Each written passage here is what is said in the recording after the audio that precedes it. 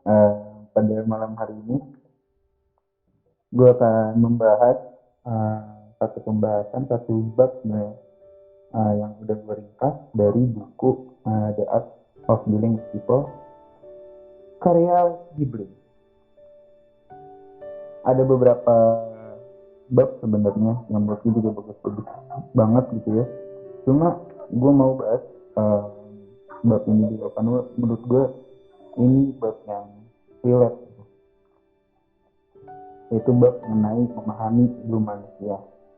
Seperti biasa kita awali dulu dari quote yang juga menjadi topik permulaan kita, yaitu quote dari Edward Bock.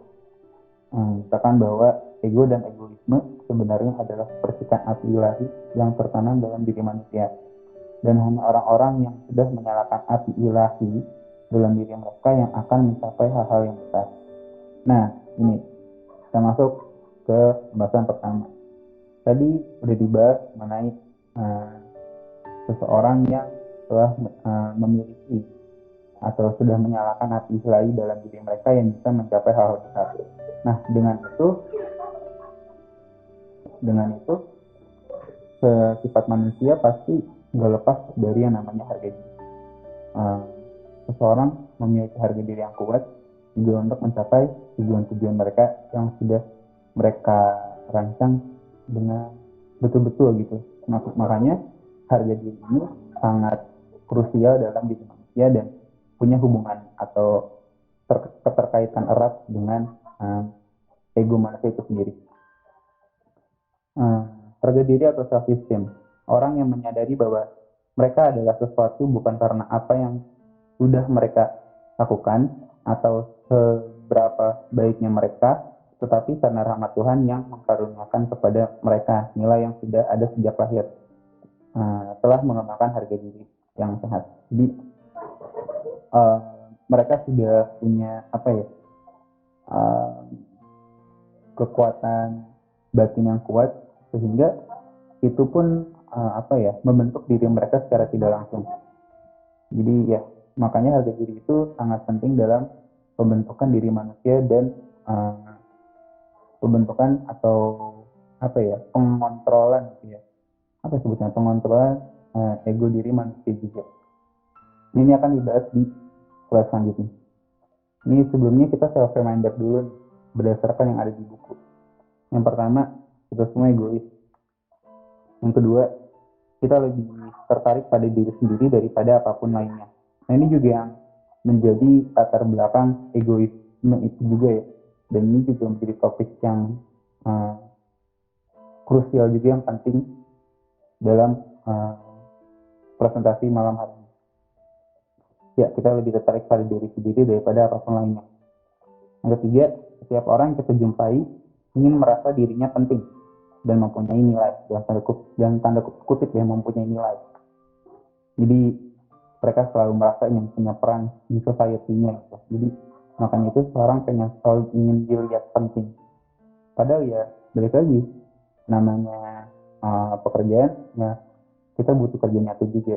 Nggak cuma kredit aja gitu loh, nggak cuma kehadiran muka doang, tapi juga butuh kerja nyata. Dan yang terakhir, setiap orang sangat mengharapkan persetujuan dari orang lain. Uh, self claim kalau salah, self claim dari orang lain. Nah, sehingga dia bisa menyetujui diri sendiri. Oke, ini yang menarik. Kita semua lapar ego, lapar ego tanda kutip. Dan hanya bila ego ini terpuaskan, setidak-tidaknya sebagiannya, barulah kita dapat melupakan diri sendiri, melepaskan perhatian kita terhadap diri sendiri, dan memberikan perhatian pada sesuatu yang lain. Hanya mereka yang sudah belajar menyukai diri sendiri yang bisa bermurah hati dan bersahabat dengan orang lain. Nah, ini hubungannya nanti dengan komunikasi. Jadi hubungan antara ego, harga diri, dan komunikasi itu sebenarnya saling berkaitan. Nah, ini juga jadi kayak sebenarnya juga pembahasan selanjutnya, tapi ini sedikit dibahas di sini ya. Jadi ego itu sama kayak apa ya, perut gitu. Ketika perut lu lapar, itu kan misalkan nih lu lagi lapar, nah itu pasti entah sifat atau kepribadian itu juga bisa berubah. Sama halnya dengan ego. Ketika ego itu kan berhubungan dengan kepuasan diri atau penerimaan diri. Ketika hal itu belum tercapai oleh diri lu, nah itu juga akan berpengaruh ke kepribadian lu dan sifat lu ke depannya. Apa yang membuat orang egois? Ini pertanyaan yang pasaran tapi menarik untuk dibahas. Kenapa sih orang itu egois? Kenapa egoisme itu ada dalam diri manusia? Nah, jawabannya yang kalau udah gue baca ya, itu sebenarnya orang egois itu bukan karena kelebihan harga diri, tapi malah kekurangan harga diri. Jadi setelah orang mulai lebih menyukai diri sendiri, mereka akan lebih menyukai orang lain. Setelah mereka berhasil mengatasi ketidakpuasan mereka yang menyakitkan terhadap diri sendiri, mereka menjadi lebih sedikit mengkritik dan lebih toleran terhadap orang lain. Nah ini juga hal lain juga, alasan lain kenapa orang itu bisa egois itu juga karena itu belum mencapai penerimaan dan kepuasan diri. Sama seperti lapar,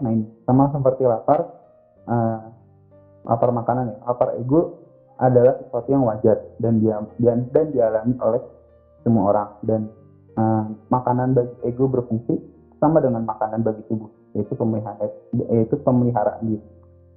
Nah ini ke pembahasan utama, harga diri dan komunikasi. Ini juga ada hubungannya dengan ego juga. Jadi ketika harga diri sedang tinggi, harga diri sedang meningkat gitu ya, orang mudah dan enak diajak berinteraksi. Mereka sudah memenuhi kebutuhan primer mereka dan sanggup memikirkan kebutuhan orang lain.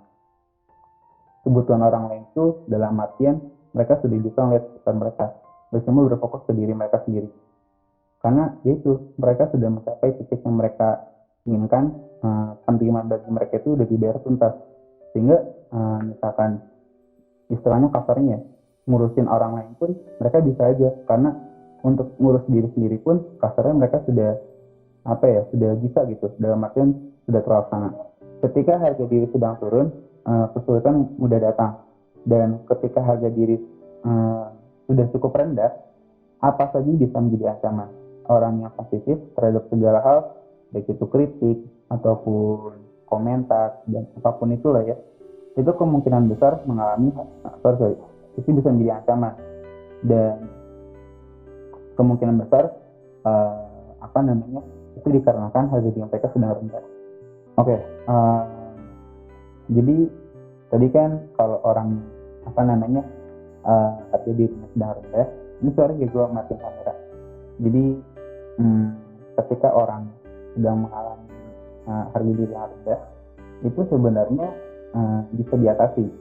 Ada beberapa hal yang mungkin bisa mengatasinya, tapi dalam buku ini gue menemukan sesuatu yang sangat amat membantu ya orang kalau misalkan mereka lagi di situasi di mana harga diri mereka sedang rendah. Oke, kita sebelum masuk itu jadi dulu ya. Hukum pertama hubungan antar manusia. Ketika Anda berusaha meyakinkan seseorang untuk bertindak dengan cara tertentu dan Anda tidak berhasil melakukannya dengan logika dan penalaran, cobalah cara-cara dan alasan yang akan mencegahkan egonya. Berilah orang lain alasan pribadi untuk membantu Anda. Artinya alasan yang benar-benar mengedepankan kepentingannya. Jadi ini gue mau ngasih contoh mengenai gambaran gimana kita bisa ningkatin ego seseorang. Jadi misalkan kita seorang manajer perusahaan, terus kita datang ke sebuah penginapan, tetapi kita nggak bikin perjanjian dulu sama pengurus penginapan tersebut. Nah, kondisinya penginapan itu lagi penuh banget, lagi sibuk lah. Nah, nggak lama si pengurus penginapan itu datang gitu ya. Terus kayak bilang, Pak maaf gitu, Bapak tidak mengabari kami dulu gitu. Sedangkan penginapan ini sedang penuh gitu kamar-kamarnya. Nah, terus kalau di kondisi seperti itu, kita jangan kayak, aduh gimana sih, saya kan tamu terhormat gitu. Nah, sebisa mungkin jangan seperti itu, karena kondisi si pengurus penginapan ini itu kemungkinan lagi di harga diri yang rendah, dalam artian mereka si orang ini, dia ini sedang di tengah-tengah sebuah ancaman, ya kan, takut kembali kita atau hal lain.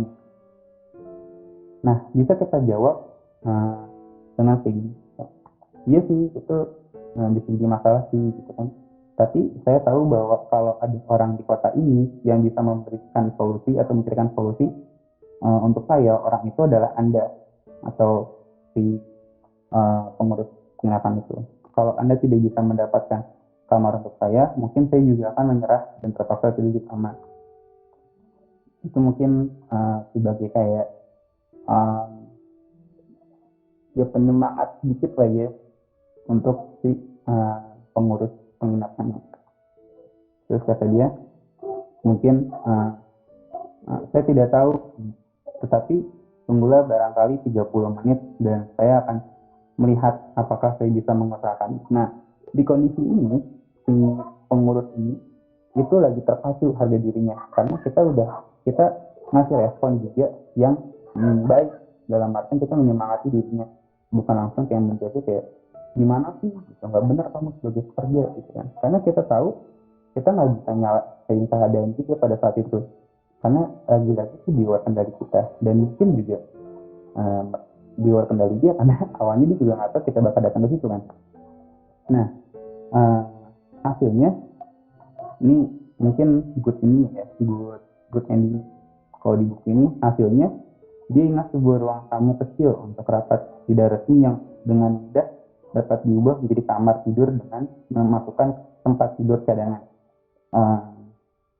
Saya mendapatkan ruangan itu, sedangkan dia, pengurus hotelnya itu, atau pengurus penginapannya itu, memperoleh perasaan puas karena berhasil melakukan sesuatu yang bermakna, dan egonya meningkat setelah membuktikan kepada kami berdua bahwa kalau orang bisa melakukannya, saya pun bisa. Pada akhirnya, yang bisa gue simpulin untuk menolong seseorang yang sedang mengalami ego rendah, itu bantulah orang lain untuk lebih menyukai diri mereka. Tapi dalam posisi kita sudah mencapai kebutuhan primer ego kita ya, sudah bisa menerima diri kita sepenuhnya. Puaskanlah keinginan mereka yang kuat untuk memperoleh hati diri mereka. Itu sih mungkin pembahasan malam ini dari gua.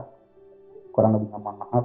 Terima kasih. Wassalamualaikum warahmatullahi wabarakatuh.